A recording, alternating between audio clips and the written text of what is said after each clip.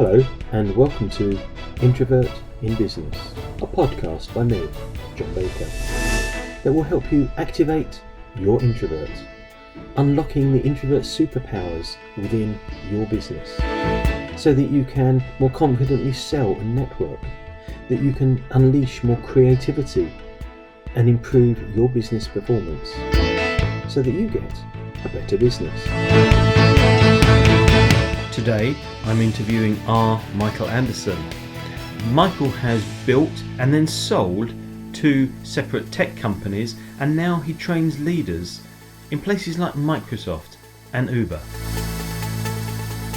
And just before we start, if you want to get in touch to go into any of the subjects covered in more detail, please feel free.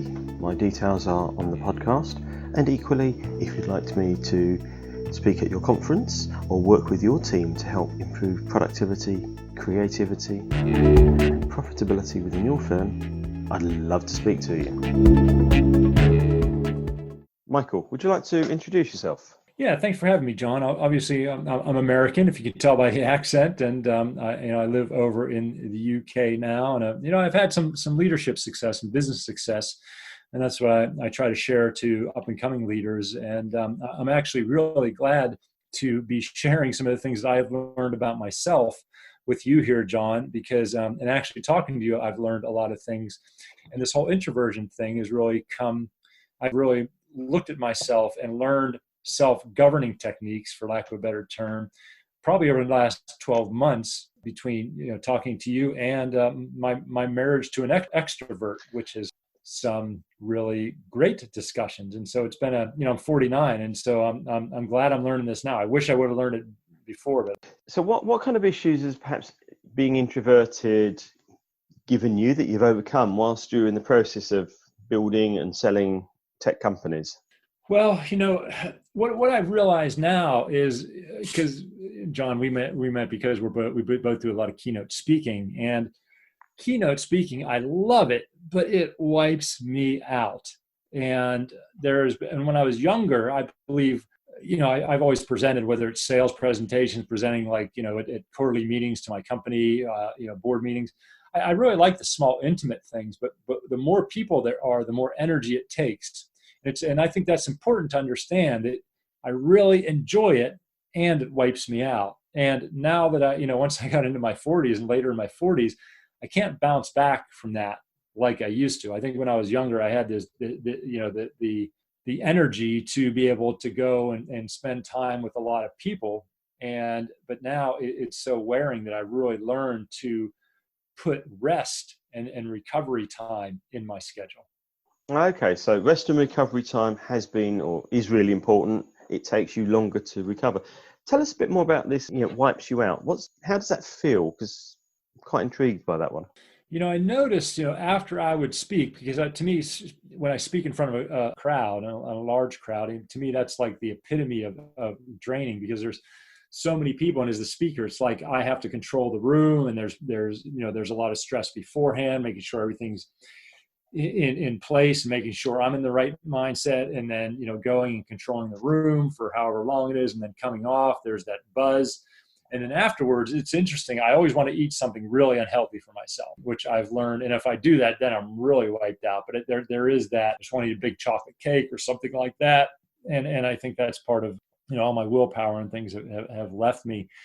And I just feel so tired, and I just want to be alone. And sometimes, when we speak at an event, everybody wants to talk to the speaker, or, there's some networking, which I totally get. And I force myself to do that. And I'm like, look, Michael, you're, 10, 15, 20 minutes, half an hour afterwards, I really want to just go to my room. And if there is a way, I steal a couple minutes back to my room, and I just lay there. And sometimes I'll play a little game on my phone or something like that. It's not even that I have to sleep. It's just that I need some of that solitude time.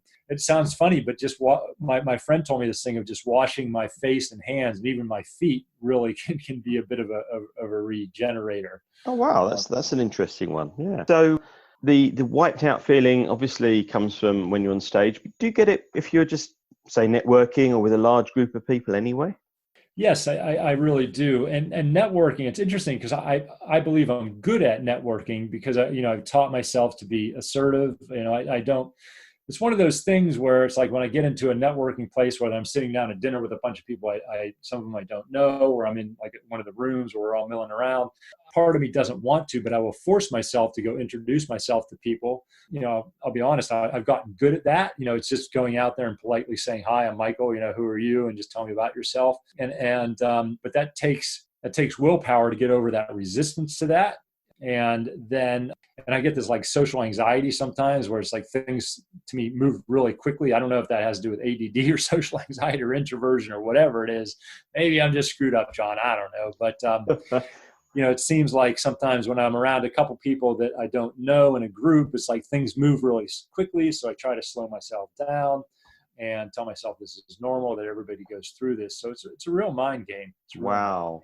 You've built and you've sold a couple of companies. While you're building the companies, did you find that being an introvert was sometimes made it harder work? I think what I do is sometimes I resist having conversations with people because part of me, you're asking great questions, it's making me reflect. If I had to choose, part of me would never talk to another person the rest of my life. And what that means is maybe when there's someone that there's an issue with, I'll write an email, but I'll say, no, now I should call them. Or sometimes the phone rings. I'm like, I don't want to talk to anybody, or there's a meeting and things. So, I've really learned to be careful of that habit of just sort of holding myself up and just not having that interaction with people. And nowadays you're teaching leaders, some amazing names on the CV there: Uber, Salesforce, Microsoft. How do you help leaders? Because I'm guessing some of the people you're teaching, they're not all raging extroverts. Yeah, and what I didn't put in my intro when you introduced me, or I said I also have a master's in spiritual psychology, which really helps me look at things from a psychological standpoint. And one of the things I really stress to people is we all have our own leadership style. I've had some mentors in my life, and I've really tried to mirror what they did, but that didn't work for me because I was a different person. And so, I think there's different levels of introversion, and it looks differently. So just remember that you don't have to be a big extrovert to be a great leader. There's a lot of, for example, Bill Gates. I don't consider Bill Gates necessarily an extrovert. I think he's pretty heady, and same with Zuckerberg from Facebook. They don't look like they're the most social people in the world, but they built amazing companies. So just really, be honest with yourself about what you like and don't like and where your strengths and weaknesses are, and play to that. And that's okay. And so if I kind of start to round that up a bit, you talk very much about learning some self-governing techniques, forcing yourself to introduce yourself to people, making sure you get some respite. If you're in a crowd of people, even if it's just getting away for a few seconds every now and again. Any other self-governing things that you'd share with other introverts out there? When I'm at a party or a dinner or whatever, I love this. I leave at the height of it. You know what I mean? So I don't, my wife's like, let's stay till the end. It's like, no, it's sort of a cool thing. Like whenever everybody's there at the cocktail party or whatever, and everybody's having fun, and just after it starts to go, I just leave. I don't say goodbye to anybody. It's just like, I'm out of here. And that makes me feel, once I leave, I feel so good. And because I don't want to say goodbye to people for half an hour, and nobody notices. It's not, some people are like, that's rude. Nobody notices. That's what I was going to ask, because kind of in your head, there's this bit, I must go around and say goodbye to everybody. But as you said, they're all busy and you're just drawing your attention to yourself if you're going early, I guess. So you just go. Yeah, that's kind of cool. And how does, you said your wife at that point is kind of going, yeah, I want to stay. How does that one work out? Well, she's so extroverted that it's really highlighted the differences within us. And I've seen where, if we're with people for the whole day, she'll want to go out and be with people more, because it's like she gets that momentum. And I'm like, look, I just want to chill out at home and play a video game or watch a movie or read or just sit there. And she's been so gracious about saying, hey, I think you just need to, she'll call it out when she sees me getting in that, like I'll close off, and sometimes I get defensive or snappy or withdrawn. And that's a good thing. To me, my introversion comes with a withdrawnness.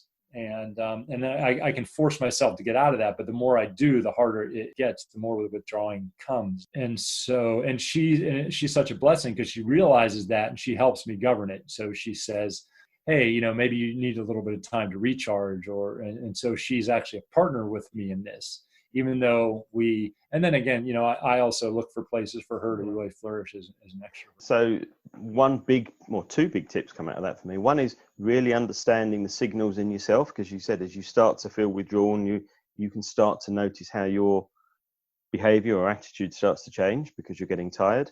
Yeah. And then the second one, of course, is if your partner also recognizes that, they can support you too. Yes. Wow. Anything else? Any last kind of bits you'd offer to introverts out there, or budding leaders who worry that they can't do it because they're introverts? Just because I'm an introvert doesn't mean I'm not a good communicator and I'm not good in front of people. So, I think that and that's what you helped me learn too, John, is that introversion is different than, my communication style. But I have a question out there for all the listeners, and you too, John. When I'm in a stadium, like I'm in a huge stadium watching a football game or American football or basketball, I have the weirdest feeling. It's like I'm so in my head, and it's like time slows down, and my mind wanders in such a weird way. And I don't know if that's because I'm with like 50,000 other people, or that's just something unique to me. Does that ever happen to you? Do you remember when you're like in a big stadium? It's like my mind will just think of the weirdest there thing. are times. I think you're probably right. There are times when my mind will say drift off of, and sometimes it is when it's with a big group of people. I've never thought of it as time. I've always just realised it's my head disappearing to another place. But actually, looking back on that, I can go, yeah, there is a feeling of time change that goes with that. Yeah. And I don't know. It's like the most extroverted thing you can do is be with 50,000 people, like all cheering. Yeah, and then trying to interact with them as well. Yeah, Michael, that's been really interesting. Thank you very much. Really appreciate your time. If any of the guys out there want to get hold of you, how would they do that? Yeah, if you are a leader or you want to get in a leader or get promoted, or that's specifically what I help people do, or scale your business. My name is Michael Anderson, but I put my first name is Robert, so I go by R. Michael Anderson. So you can find me on Google, or it's rmichaelanderson.com, all one word. And I got some great stuff for tech leaders in there and leaders in general. Fantastic. That's brilliant. Really good to spend time with you. Thank you. Thanks for having me on, John. I appreciate it.